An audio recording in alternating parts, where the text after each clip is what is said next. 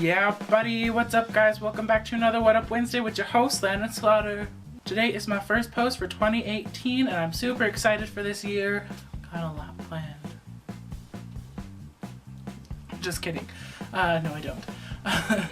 But anyways, today I thought I'd start off the year by telling you a story of what happened over this past weekend. I had a very eventful Friday, which is very rare. I don't have those. But I was hanging out with one of my friends. We decided to go to dinner. We went to eat at a place called Pizza Pie Cafe. For those of you who don't know what that is, it's basically all you can eat pasta, pizza, and salad, and it's very delicious. After we decided to go drive up to what's called Fruit Heights. They have some very, very large houses up there, and as we were driving, I had to use the bathroom, so we stopped at a gas station so I could use the bathroom. And while we were there, I bought a ginger ale and peas and a bottle of water. And I'm like, oh, in case my stomach gets hurt, because I ate a little too much. But as we were driving, me and this friend, we saw this dog start crossing the road. He was kind of hobbling across the road, and we thought maybe the dog had been hurt, and the dog was super, super skinny, so we thought the dog had been out for months, for quite a long time. And so my friend, she is an animal lover. She loves and will take care of any animal that she can get her hands on. But we got this dog into her car. His name is Maximus. He is the most adorable thing. But he's blind. He has huge cataracts in his eyes, and he is super old, and he's got this bare spot on his back where there's no fur, and it looked like he'd been hit in the kind of condition that he was in. And so we took him back to her house, and the bottle of water, we poured it into a cup and let the dog drink out of it in the cup. And we get back to her house, and after we're trying to decide what to do, because his tags don't have his name on it. They just have that he had his shots and everything, and he's licensed. So my friend called animal shelter, and they didn't answer. So on their little answering machine thing, it says to call the sheriff's office. And so we called the sheriff's office, and the lady was like, okay, I can give it a call, and give me your phone number and address, and I'll have them call you if they find anything.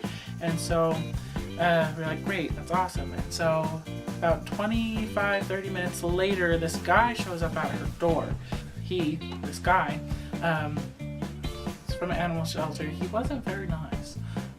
He basically saw us as a waste of time and treated us like we were little kids. Even though we might act like it sometimes, we are adults.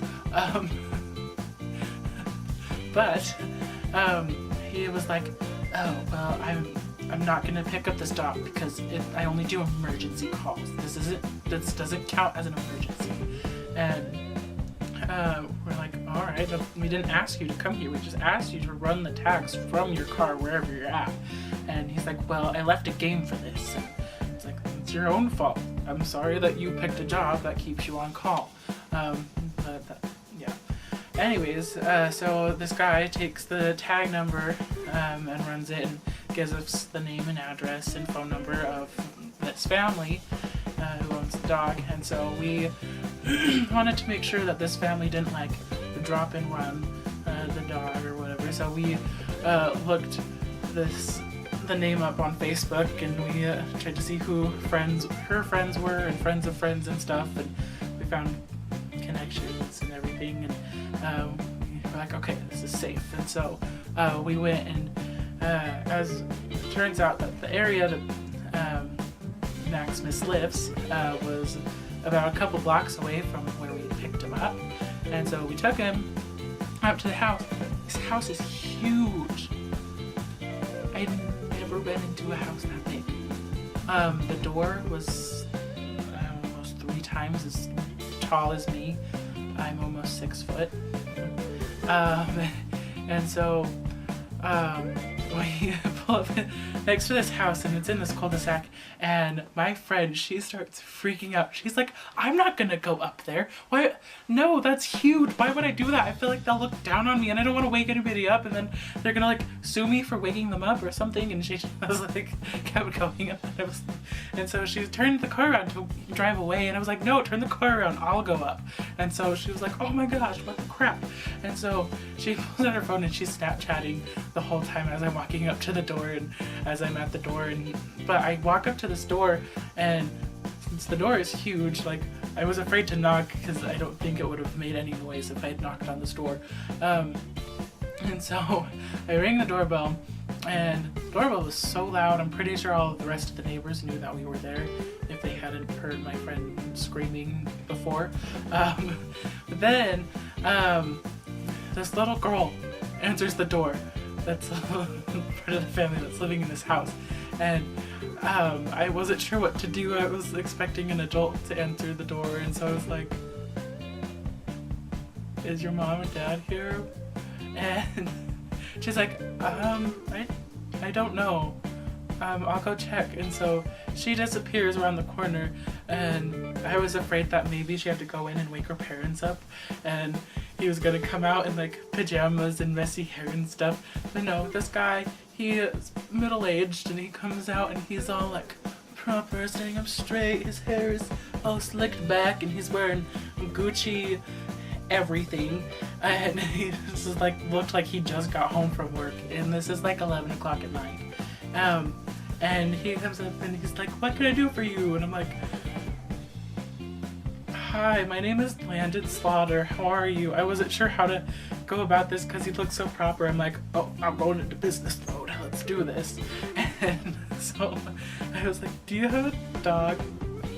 Black, is his name Maximus? And he's like, oh yeah, you know, the girls let him out earlier, and sometimes he gets to be a bit too much and he just runs right out the door, and we just wait for him to come back because it's happened a couple times before. I'm like, oh, okay. He's like, yeah, we were just barely starting to get worried about him. I'm like, oh, okay. And so we walk out and back to my friend's car to let Maximus out of the car, and it was just like super weird. And we started talking to him, and he was like all like his head held high the whole time, and he explained the bare spot on Maximus's back. He not suffered, but he, I don't know, maybe he did. But he caught a rat when he was a puppy, and they had rat poisoning in the rat, and so it had to, poison had to come out somewhere, and so it went out the back, and so there's a bare spot there that he's had for his life. But he told us how Maximus gets out sometimes and stuff, and he was like, oh yeah, he gets out sometimes because I race horses for a living, and so I take him and he gets really confident. Yeah, it was just, yeah, and as we were driving, because this guy mentioned, he's like, oh yeah, he would have made his way back. And it's like, he would not have made his way back. You know how blind that dog was? And I'm like, you know the dogs have like very strong senses, but not like that. So yeah, that was my eventful Friday. I hope you guys really liked that video. If you did, please make sure to give it a big thumbs up. And if you aren't subscribed yet, please subscribe. And if you think somebody else would enjoy this story or some of my other videos, share my link. Share my link everywhere. I want subscribers. Please. So yeah, that's all I have for you guys today. Thanks for listening to me babble. I hope you guys have a great week, and I will see you later.